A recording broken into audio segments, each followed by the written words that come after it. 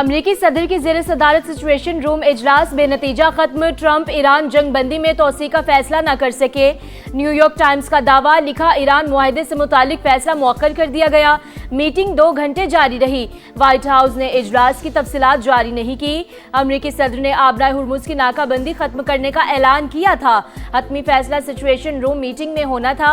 Social media پیغام میں امریکی صدر نے کہا، تہران کی افزودہ یورینیم بھی اب امریکہ نکالے گا۔ پہاڑوں کے نیچے دفن نیوکلیئر ڈسٹ کو IAEA کے تعاون سے نکالا جائے گا۔ ایران کو رضامند ہونا پڑے گا کہ وہ کبھی ایٹمی ہتھیار نہیں بنائے گا۔ آبرائے ہرمز میں رکے ہوئے جہاز اب گھر واپسی کا عمل شروع کر سکتے ہیں۔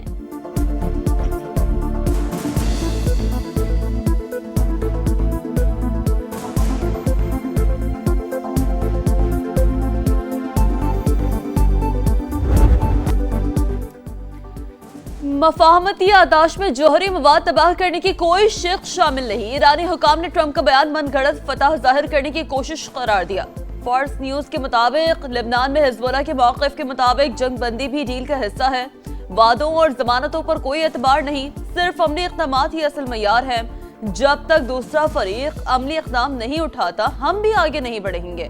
ایرانی مذاکراتی ٹیم کے سربراہ باقر قالیباف کا رد عمل، کہا، ہم رعایتیں مکالمے سے نہیں میزائلوں کے ذریعے حاصل کرتے ہیں۔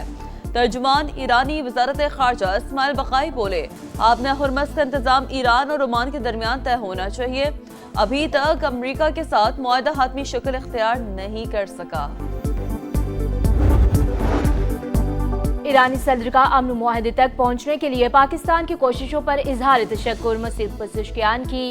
وزیراعظم شہباز شریف کو عید کی مبارکباد، ملائیشین وزیراعظم کو بھی ٹیلی فون، سفارتی حمایت اور انسانی ہمدردی پر مبنی موقف پر شکریہ ادا کیا۔ کہا، مسلمان اور ہمسایہ ممالک کے تعاون کا فروغ ایران کی پالیسی ہے۔ ایرانی صدر کی متبادل درآمدی راستوں کا انتظام بھی تیز کرنے کی ہدایت، پاکستان روس اور آذربائیجان کے ساتھ تجارتی راستوں سے فائدہ اٹھانے پر زور۔ ایران کے ساتھ جو بھی ڈیل ہوگی اچھی ہوگی، امریکی وزیر جنگ کا تقریب سے خطاب، ایک بار پھر دھمکی، کہا ضرورت پڑی تو دوبارہ بھی جنگ کے لیے مکمل تیار ہیں۔ واضح کیا کہ تعاون نہ کرنے والے اتحادیوں کے ساتھ ہمارے معاملات میں واضح تبدیلی آئے گی۔ تائیوان کو ہتھیاروں کے فروخت کا فیصلہ ڈونلڈ ٹرمپ کریں گے۔ امریکہ کی ایران کے خلاف نئی انسداد دہشت گردی پابندیاں، ایران سے وابستہ متعدد افراد، کمپنیز اور ادارے بلیک لسٹ۔ ایرانی کرپٹو اثاثوں میں سے $1 ارب بھی ضبط۔ امریکی محکمہ خزانہ کے مطابق پابندیاں ایران کے مبینہ دہشت گردی مالی معاونت کے باعث لگائی گئیں۔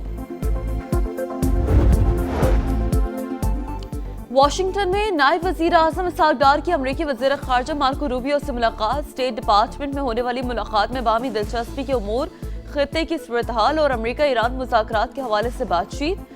امریکی وزیر خارجہ کی جانب سے مصالحاتی کردار پر پاکستان سے اظہار تشکر، اعلامیہ جاری۔ پاکستان امن کا معمار ہے، امریکہ ایران پہلی جنگ بندی ہماری کوششوں سے ممکن ہوئی۔ نائب وزیر اعظم کی میڈیا سے گفتگو، کہا، فاحش ہے کہ پاکستان کو ابراہم معاہدے کا حصہ بننے کا کہا گیا۔ ہمارا موقف انتہائی واضح ہے، جب تک فلسطین 1967 سے پہلے والے ماڈل پر واپس نہیں جاتا، اسے تسلیم نہیں کیا جاتا اور القدس الشریف اس کا دارالحکومت نہیں بن جاتا، پاکستان کی پالیسی میں کوئی لچک نہیں آ سکتی۔ پیٹرول 22 روپے سستا، ڈیزل کے دام بھی 22 روپے کم۔ پیٹرول کے نرخ 381 روپے 78 پیسے مقرر، ہائی سپیڈ ڈیزل 380 روپے 78 پیسے لیٹر ملے گا۔ ایک ہفتے کے لیے نئی قیمتوں کا اطلاق ہو گیا۔ عوام کو ریلیف دینا اولین ترجیحات میں شامل۔ حکومت سخت ترین حالات میں بھی آسانیاں پیدا کر رہی ہے، وزیر اعظم شہباز شریف کا بیان۔ پیٹرولیم لیوی کی شرح میں رد و بدل، ڈیزل پر 10 روپے 93 پیسے لیٹر اضافے کے بعد شرح 68 روپے 93 پیسے ہو گئی۔ پیٹرول پر لیوی میں 10 روپے 83 پیسے لیٹر کمی، مٹی کے تیل پر شرح 20 روپے 36 پیسے برقرار۔ عوام ہوشیار، خبردار، عید کے بعد بھی قربانی ہوگی، حکومت نے تیاری پکڑ لی۔ نیا بجٹ 5 جون کو پیش ہوگا۔ ٹیکسز کا طوفان، 18,035 ارب روپے جمع کرنے کا پلان۔ عالمی منڈی میں خام تیل سستا ہونے پر بھی قوم کو مکمل ریلیف نہیں ملے گا۔ نئے مالی سال کے دوران میں آئل، گیس اور بجلی کے صارفین کو اضافی قیمت چکانا پڑے گی۔ ٹرانسپورٹ کرایوں سمیت بنیادی ضرورت کی اشیاء پہنچ سے مزید دور ہونے کا خدشہ۔ نئے مالی سال کے لیے پنجاب کے بجٹ کی تیاریاں جاری، دوسرے مسودے کی تفصیلات سامنے آ گئیں۔ ڈیولپمنٹ پروگرام کے تحت 1452 ارب روپے مختص کرنے کی تجویز۔ ٹرانسپورٹ سیکٹر کے لیے 303 ارب روپے رکھے جائیں گے۔ مختلف شہروں میں سمارٹ پولیس اسٹیشن سے قیام اور کچے میں نئی پوسٹیں بنانے کی بھی تجویز۔ بلدیاتی شعبے کو 250 ارب روپے کے فنڈز ملیں گے۔ حتمی منظوری کے بعد دستاویزات اسمبلی میں پیش کی جائیں گی۔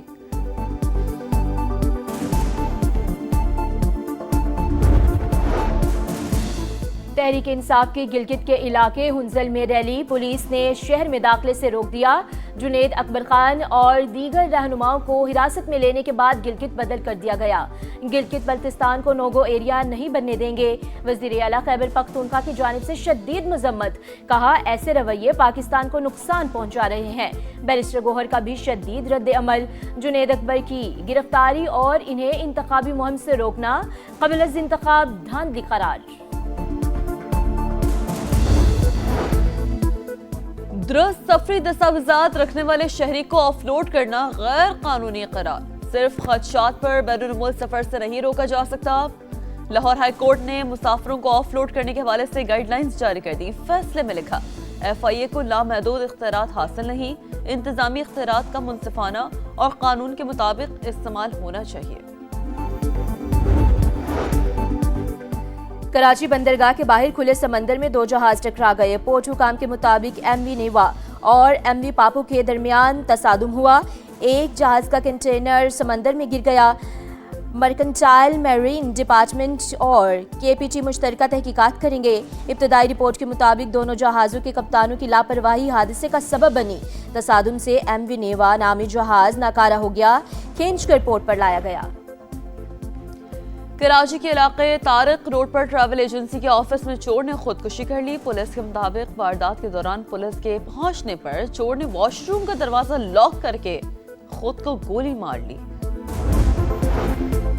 لاہور کے علاقے ہربنس پورہ میں جائیداد کے تنازع پر بھائی نے بھائی کی جان لے لی۔ واردات کے بعد ملزم فرار ہو گیا۔ پولیس کے ملزم کی گرفتاری کے لیے چھاپے۔